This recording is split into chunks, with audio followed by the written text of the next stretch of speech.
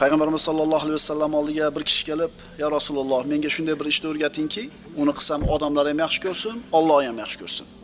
Rasululloh aytdilar: "Izhad fid dunya yuhibbukalloh, izhad fima indan nas yuhibbukan nas." Dunyodan behojat bo'l, Alloh seni yaxshi ko'radi.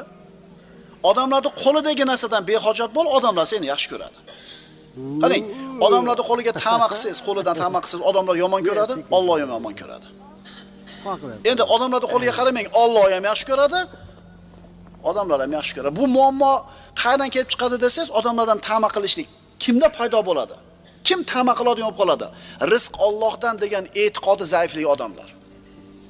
Rizq Allohdan degan odam ine birodan ta'ma qilmaydi, biroda oldi yaltoqlanmaydi. Chunki g'ururimda tursam ham, hurmat e'tiborimda tursam ham shu rizqimni yeyman. Borib turib uni kavshiga salom bersam ham shu rizqimni yeyman degan odam deb baland tura oladi.